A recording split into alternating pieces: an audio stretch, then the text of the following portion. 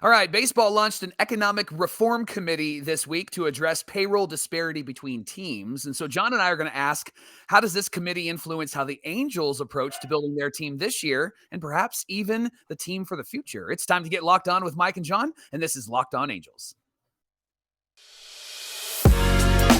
You are Locked On Angels, your daily Los Angeles Angels podcast. Part of the Locked On Podcast Network, your team every day.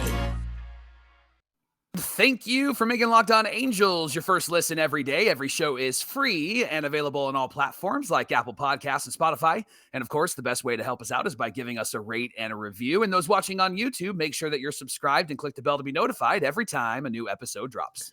Thanks for being here with us for this episode of Locked On Angels, where it's your team every day. You've got the Frisch Brothers here with you, a.k.a. the Super Halo Bros. My name is John, and that's my brother Mike. And my name is Mike, and that's my brother John. Hey, coming up on Monday, we're going to have a weekend recap of all things spring training, all things Angels. So we hope that you'll stick around and join us for that episode on Monday. But on today's show, we're going to be talking about the MLB launching the Economic Reform Committee. Economic.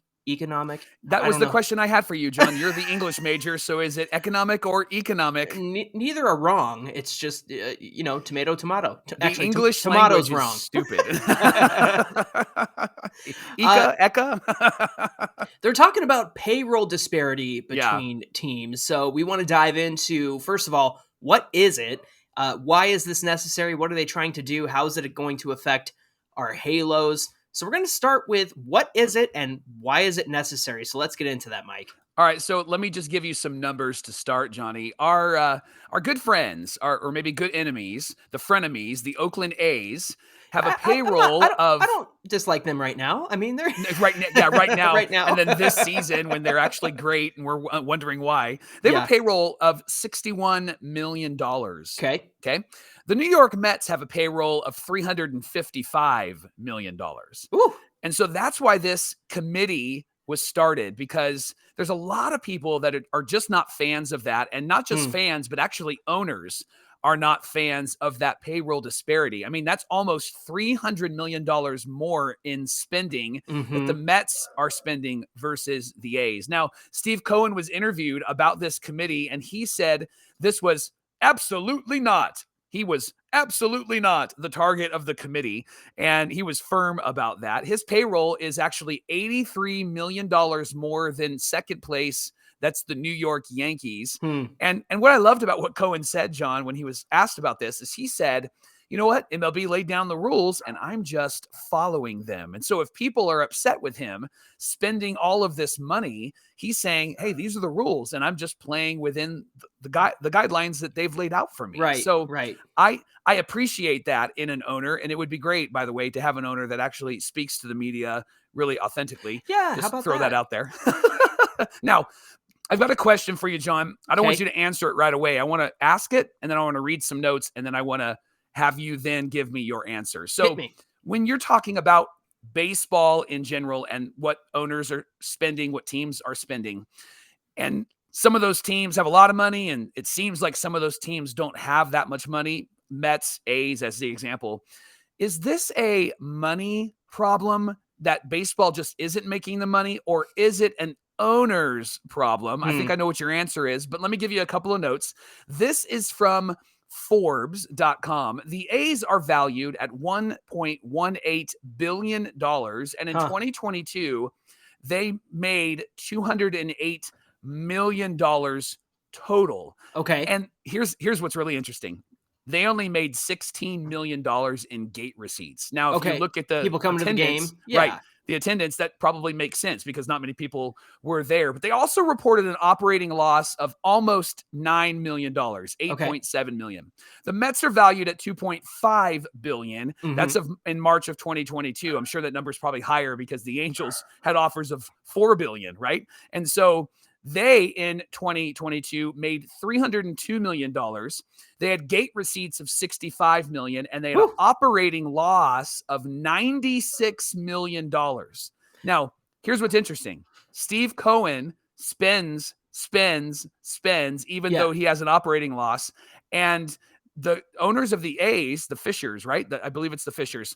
They don't spend, and they still had an operating loss. So let me bring it back to you again. Is this a money problem in baseball, or is this an owner's problem, Johnny? Am I to understand that the money they made, for example, the Mets, $302 million, then the operating loss, $96 million. So are they netting 302 minus 96? Is that what's happening here? Yes. So they're making a profit still. It's just, it costs money to run a business, run a team, run a stadium, all that stuff, travel. Yeah. I get that. Listen, look at that operating loss between the two teams. And I'm sure a lot of that, of course, is payroll, salary, obviously. But to see that the A's still had made $208 million, $100 million less than the Mets in 2022. Now, I know we're dealing in millions. These are astronomical numbers. Right. More money than I probably will ever see in my life, obviously. For sure. But that's only $100 million difference between the two teams? Yeah.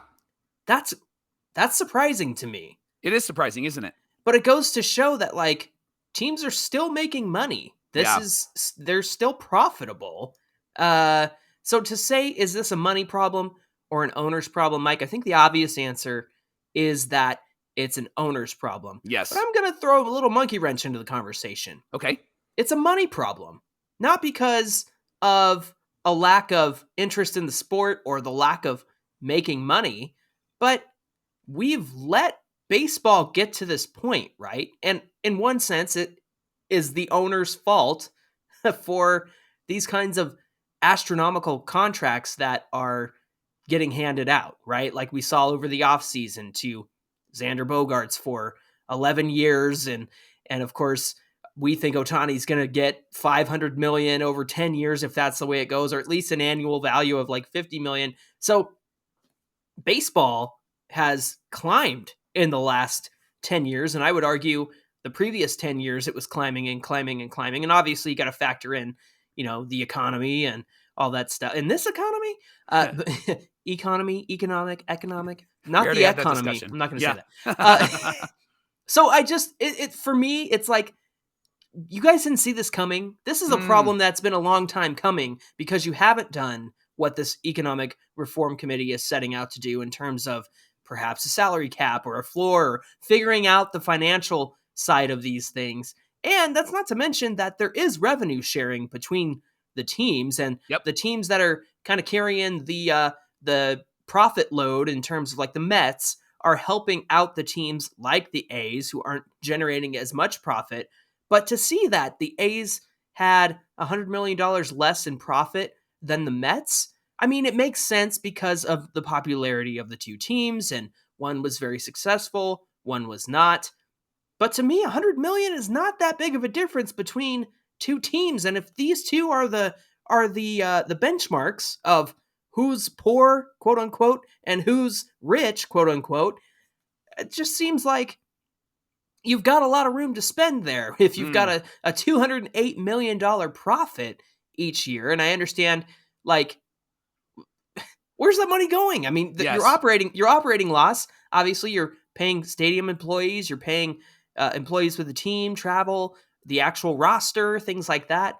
Man, this is some mind-boggling stuff here, but what are your thoughts? Well, I agree with you on your initial premise that it is an owner's problem, simply because the owners are making money. There's no question about that. And you just mentioned that there is revenue sharing. And so somebody like the Oakland A's owner is going to have resource to be able to spend. And I think that if they're going to look at anything, they need to look at what happens to that resource that is given to other teams from like the Mets and the Yankees and the Dodgers who go over the luxury tax. They need to look at where that money goes. And I would even say require those teams to spend that money for players on the field and not just pocket that money. Put it back into the product. Yes. That's why I think this is an owner's problem, because I think that they're going to make money despite themselves, right? I think they're going to make money just because there's all sorts of revenue streams that you can grab. You got to be smart. And I think that that's also why this is an owner's problem. If you haven't capitalized on your team or on your location or on your advertising, then that's always going to be on the owners and not on anybody else, because come on, if the A's move to Las Vegas, you know that they're going to make money hand over fist because people are going to show up to that stadium no matter what because they want to see baseball. But then the advertisements are going to be crazy in Vegas. And so if they can't capitalize on that in Oakland, they will capitalize on that in Vegas. And so I blame the owner for the issue here. And I think the owners need to take responsibility for all of the money questions. I think that they need to look at themselves before they demand anything from the players, because as you mentioned, the contracts are going up, but the owners are offering that. Yeah, exactly. And I think if they don't offer that, then people are going to say, well, they're colluding. And so I think that they're kind of in a rock and a hard spot here. They have to offer it. If they don't offer it, people are going to be upset. And so I think that they have to look at themselves and ask the question, like, what are we going to do to help the disparity in Major League Baseball? Yeah, and just to be, the devil's advocate, actually not even that. I wanted to approach this differently because of course it's an owner problem. Of course, this is an owner issue. And so the reason behind the money problem is that it's an owner problem. And why not invest that into the minor leagues? If you're making $200 million in profit, then you should be paying a livable wage to your minor league players who want to play for you. I think that there are so many areas in which there are unreasonable expectations and things put on these young guys who are trying to make it to the majors. And, 80% of them will never sniff the majors. And so they go through all this stuff, like at least give them livable conditions, a livable wage, especially if you're running that kind of profit too. Hey, coming up on Locked On Angels, we're going to talk about if a salary cap would affect the Angels and how it might impact them if that were to take place. Locked On Angels is brought to you by FanDuel. We're at the midway point of the NBA season, and now's the perfect time to download FanDuel, America's #1 sportsbook, because new customers get a no-sweat first bet up to $1,000. Just download the FanDuel Sportsbook app. It's safe and secure and super easy to use, and then you can bet on everything from the money line to point scores to threes made. Plus, FanDuel even lets you combine your bets for a chance at a bigger payout with a same-game parlay, so don't miss your chance at a no-sweat first bet up to $1,000 in bonus bets when you go to FanDuel.com/lockedon. That's FanDuel.com/lockedon to learn more. And you can make every moment more with FanDuel, the official sports betting partner of the NBA. Thanks for making Locked On Angels your first listen today. All right, Professor Mike, you've got to educate us here. What are they working toward? What's the goal of this economic reform committee? I'm just going to keep going back and forth. Economic reform committee. Okay. What are they working towards here? Well, the creation of the committee has really raised the conversation, the prospect of owners pushing for a salary cap. Now, baseball is the only sport that doesn't have a salary cap. That luxury tax works as a salary cap for some teams, Arte Moreno and the Angels, but for other teams, it actually doesn't. Now, the Players Association, they have opposed a salary cap of any kind for a very long time. In fact, Tony Clark has said, right?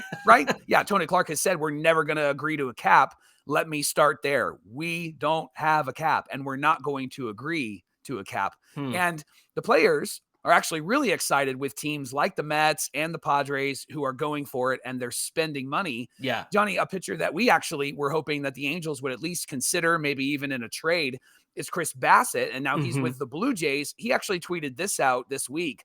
To the owners going for it and still making money, thank you. And to the owners not going for it and pocketing hundreds of millions of dollars, be better. The false argument for yearly revenue loss is laughable, but honestly, just look up how much the team was purchased for versus current value. Now, that's an interesting statement, John. If you looked up what a team was purchased for versus current value, isn't that money on paper and not actual money? I mean, does the team actually benefit? Does Arte actually benefit from buying the Angels for $180 million and then now it's worth $4 billion? That's actually paper money, isn't it? It doesn't seem like they would benefit from that, would they? It just is a matter of, you're turning a profit each and every year. Therefore, the team becomes more profitable, becomes more, trying to think of the word here, like the value of the team goes up because you're churning out profit after profit after profit. So it goes to show that they have been turning a profit over the last 20 years. And again, the economy, money goes up. Things that are worth what they were in 2003 are not worth what they are now. And including players. yes. And so, but the fact that the value of the team has gone up means that the team is profitable and it's making money every single year. And so over the last 20 years, the fact that the Angels went from 180 something million to being valued at 2 billion, which was probably going to be sold for 3 billion, which might even have gone up to 3.5, 4 billion. Right. I also have to laugh at the fact that it's Chris Bassett, who was an A and then a Met and now a Blue Jay. Yeah. I'm sure that he has lots of feelings about this stuff. So that is a very interesting tweet from Chris Bassett. So yeah, again, I think it's the profitability of a team goes up with every year that they make a profit. I think that's kind of inherent to the definition of profit and profitability. Yeah. And so the fact that, if they bought it for one price and now it's worth this price, it just means that nobody's losing money here. Nobody's operating at a loss. I think there was one year where the Angels operated at a loss. They were in the red, right? And that was pre-pandemic. And then they, cut employees and they had to do all that stuff during the pandemic. And they kind of earned all that money back just by virtue of the fact that they didn't have to pay employees to run the stadium. So it's a uncomfortable position to be in and talk about. But Mike, is the approach of the Mets and the Padres and guys just getting these huge contracts? Obviously the players like it because they're getting paid, and we want to see players get paid. I guess they are payers. They will be payers by spending a lot of money once they get all that money. We want to see players get paid, and we want to see them get the bag, and more power to them for doing so. I'm wondering if the approach of the Mets and the Padres is sustainable. I am also wondering about your feelings about Tony Clark and him saying, like, we're never going to have a salary cap. What do you think? Yeah. And talking about sustainability, I think it just goes back to what we talked about in the first segment. Like, the owners have to be brilliant here, and they have to surround themselves with brilliant people and get an idea of how they can make money. We've talked about this on the pod before with Shohei Ohtani. The Angels made $20 million just in advertising because Shohei's on their team. And so I think you have to get really creative that way. And this is one of the reasons why we're not thinking that Arte Moreno is struggling financially at all, and why he can blow past the luxury tax, because the guy was a brilliant advertiser before he was the owner of the Angels, and he's been a brilliant advertiser since. And Shohei Ohtani and advertising to Japan is a part of that reality. And so I think the owners just have to get their game together and figure out how to market their players and figure out how to market their team. Major League Baseball perhaps needs to even do that, because we've talked over and over again about how they haven't marketed Mike Trout. He now seems like he's out there a bit more. I think it's because Trout's making decisions to be out there a bit more, I agree. like with the WBC, right? Right. Shohei is marketable, but you really only see Shohei every once in a while. You don't see him too often. I mean, ESPN and Fox Sports aren't showing many of his games, which I think is ridiculous, because I think ratings will go up. Even if the teams are not good, ratings are going to go up because it's Shohei freaking Ohtani. And when you talk about a salary floor versus a salary cap, Johnny, I think a salary floor would actually be really, really wise for baseball, because it allows those teams who are just like, hey, we're just going to be the team that is spending the same amount of money we did back in the 90s, Oakland A's, then it makes those teams actually have to spend a certain amount of money to put a productive team on the field. Yeah. And I actually think a salary floor at the very lowest needs to be $100 million for your team, because then you're required to spend that. And I think you can put a fairly quality team together with $100 million. What do you think? Oh yeah, the Rays do it all the time. Yeah. Because they crank out prospects and pay a certain handful of players, and there you go. But to your point, the whole idea of revenue sharing and where does that money go, instead of going back into the pockets of the team and the owners, it needs to go onto the field. It needs to go toward paying for minor leaguers. It needs to go toward paying for good products on the field. And so I think a salary cap incentivizes, hey, you're getting this revenue sharing money. You need to put it back into the product, which is benefiting you. You need to turn around and benefit that product. So as we talk about this economic committee, we also need to talk about the impact on our halos. And Johnny, in 2022, the Halos had $331 million in revenue, Mm-hmm. $64 million in gate receipts, and they had a $2.4 million operating loss. Mm-hmm. And so they actually had a really good year last year. Teams valued at $2.2 billion, the ninth most in Major League Baseball. Mm-hmm. This year they have the highest payroll they've ever had, but they've never gone over the luxury tax. Johnny, do you think a salary cap or a salary floor would be better for the Halos? Which one do you think actually would benefit them more? That's an interesting question. Okay, so if I'm thinking purely from the salary cap perspective and the way that Arte Moreno operates, I think that in that sense, the Angels would benefit from a cap because there wouldn't be a penalty, like a luxury tax penalty. I feel like Arte is so averse to that penalty that he won't go above the cap. I feel like if there's no penalty for getting to the cap, or at least getting close to the cap, which, let's say for the sake of argument, 400 million, I don't know, something like along those lines, because what's the luxury tax now? 322 million at the moment, and it's going to increase over the next few years. So if they have a hard a hard salary cap of like 400 million, then I think Arte Moreno would spend the 400 million. I think he would do that because he's not in fear of the penalties that come along with like the luxury tax. And I think a salary floor would kind of be a negative for the Angels, because I feel like then Arte would say, well, I'm at the floor. I'm doing everything that I need to be doing, right? Like I'm checking the boxes. I say that, but at the same time, I think that he would be willing to go over that floor, or not go over the floor, but not stay near the floor, because he wants guys like Trout and Ohtani and Rendon on this team. He wants the marketable superstars, and he knows that they're going to cost money.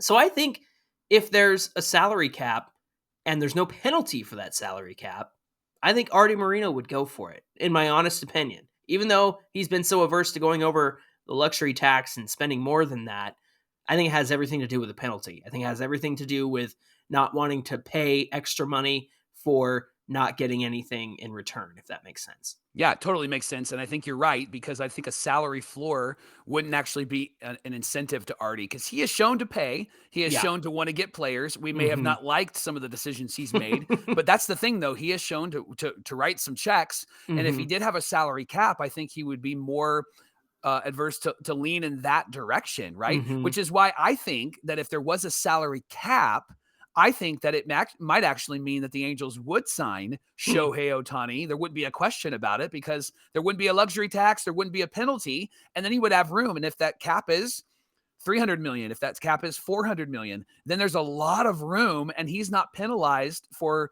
having 3 stars making 30, 40, $50 million on his team. And so if there was a cap, I don't think that it would actually hurt Arte Moreno or hurt the Angels. I think it just would depend on what the cap actually was set at. The other aspect of a cap is what counts towards the cap. Because on one hand, you might say, well, your entire payroll counts against the cap. Yeah. So then you might have 3 stars like Ohtani, Rendon, and Trout making all the money, and then it's back to stars and scrubs again, right? Like, because you have no room to pay for anybody else to be on this roster. And I don't want no scrubs, man. I don't want no scrubs. And get no love from me. But then you have a stars and scrubs roster, and then you're having an owner who might be incentivized to, oh, let's trade away this expensive player to acquire this really cheap player. And you're going to see a lot more of that. Maybe not from Arte Moreno, but from other owners around the league. That would be a concern to me. So I wonder if you have, for example, you have guys who are not in arbitration count towards the salary cap, and then maybe ARB guys don't count toward that salary cap. I wonder if it's like hey, you have 200 million to spend on like contract players, guys who are not newbies, guys who are not in arbitration. There's a lot of, jigsawing and puzzle piecing and Rubik's cubing you got to do this. And so it is good that there's a reform committee happening, because they're a lot smarter than you and I. And so it's good that they're making the decisions. But that is something to consider about that salary cap, is what counts toward that salary cap, and how would it influence the Angels? How would it influence owners around the league? I think owners would get cutesy with it and try to, save money by getting some scrubs For sure. trading away their best players, which we've already seen in the situation we're in. So I guess it's happening anyway. So well, like the NFL, for example, has kind of really figured out a way to deal with a cap. And the Niners in the early 90s, because we're Niner fans, it's fresh in my mind, but the Niners in the early 90s actually would sign big players, but they would incentivize the contracts, and then have since gotten in trouble for it because they incentivized it and said, no, we're only paying him $500,000, but in fact they were paying him $10 million. And so I think that all of those details would have to be worked out, but I think a cap would be better than a floor, just simply because, at least for the Angels, because again, Arte has shown to want to spend, and all the points that you brought up are just a realization for me, at least as a fan, going, no wonder these meetings that they have with the owners and players take freaking forever, right? Are so contentious. And thank goodness it's spring training, and we didn't have spring training last year. And so it brought up like a bad taste in my mouth because they were negotiating at this time last year. So if they can do this and do this well, I think it would be awesome. It'd be interesting to see what their conclusions are at the end of their time in this committee. I agree. I'm going to look forward to the results, and of course, we'll share them with you here on Locked On Angels. So we hope that this was informative, educational, and somebody tell me if I should be saying economic or economic. Thanks for making Locked On Angels your first listen every day. Now for your second listen, check out the Locked On Fantasy Baseball podcast. When you can win your league by listening to Matt and Dom every single day. They bring some really great strategies to help you in fantasy baseball. I know that fantasy baseball takes up a lot of time. So to have two people that actually tell you, hey, play this guy, start this guy, sit this guy is so helpful. You can find their show wherever you get your podcasts and on YouTube. They're a part of the Locked On Podcast Network, your team every day. Hey, give us a follow at Locked On Angels on Twitter and at Super Halo Bros on Twitter and Instagram. In case any breaking news happens or something exciting happens in a game, you're going to get our instant reactions on those social platforms. Hey, Mike, what do we got on deck for tomorrow's show? Our very first Fan Mail Friday is happening tomorrow. We're excited to hear from you. Give us your thoughts, your opinions, give us your facts, your figures. We would love to talk about what you want to talk about tomorrow on Locked On Angels. Fan Mail Friday, formerly known as Mailbag Monday. So it's been great getting all of your questions throughout the week. We've got some from YouTube and Twitter and Instagram, and we've got a voicemail. So let's get into that tomorrow. We hope you'll join us again. Until then, my name is John, and that's my brother Mike. And my name is Mike, and that's my brother John. That's going to do it for this episode of Locked On Angels, and we'll see you back here tomorrow.